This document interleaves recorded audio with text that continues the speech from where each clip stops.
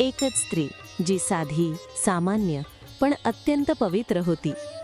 संकटांनी ग्रस्त गावाला जीवनाचा आसरा दिला आणि लोक म्हणू लागले, ही देव नाही काय? हीच आहे साती आसरा देवीची कथा.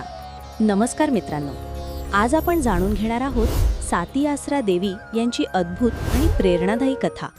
महाराष्ट्रातील एका ग्रामीण भक्तीतून निर्माण झालेली एक लोकदेवी. पूर्वी एका गावात एक पतिव्रता स्त्री राहत होती.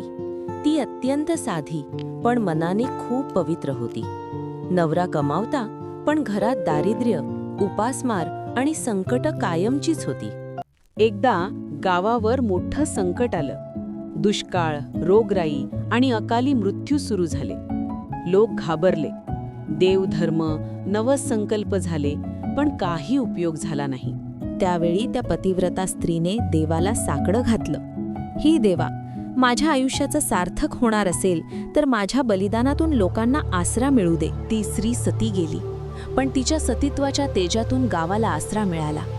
दुष्काळ थांबला, रोगराई ओसरली आणि लोक म्हणू लागले, ही साधी स्त्री नव्हती, ही तर सती आसरा देवी आहे. सती आसरा देवीला आई, रक्षक, संकटमोचक मानलं जातं. ती विशेषतः महिलांची, लेकरांची, गरीब दुर्बल लोकांची राखण करते अशी श्रद्धा आहे.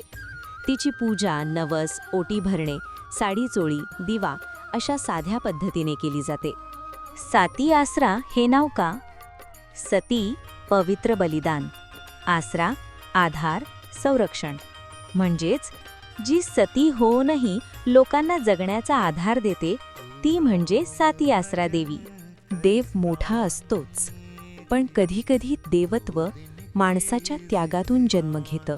तुम्हाला ही कथा आवडली असेल तर लाईक करा, कमेंट करा आणि सबस्क्राईब करा अशा भक्ती आणि प्रेरणादायी कथांसाठी.